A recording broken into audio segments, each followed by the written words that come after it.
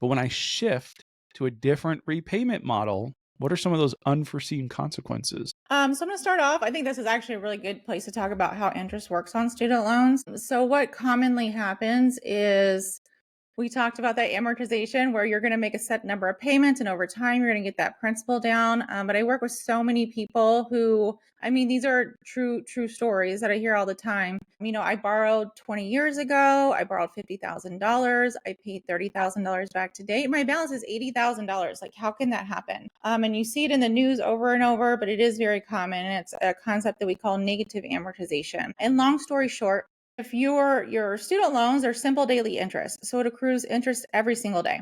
And then whenever your payment is made every month, any outstanding interest, your payment goes to that first. If there's anything left over, it will go to principal. But if depending on the size of your student loan debt, if your student loan interest every month is $300 and you have an income-based repayment where you're only paying $200, you're paying every month, but instead of your balance going down, that extra $100 is getting tacked on, and that loan is just stacking and stacking, and it's actually growing instead of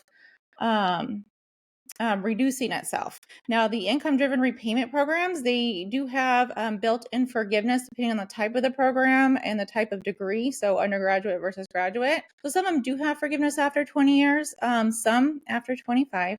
So it's really good to kind of run the numbers to see what that looks like. The other factor there is that when a student loan is forgiven under one of these programs, there's also what we call a tax bomb. So if your balance is growing and growing and growing, and you have this large amount that's forgiven, let's say in year 20, you have to claim that in the year it's forgiven as income like you earned it. And so that's something else that I always look at and factor in when we look at total cost, do some projections and see, what that possible tax consequence might be. So you can start saving and preparing in advance. And so many people don't know that exists.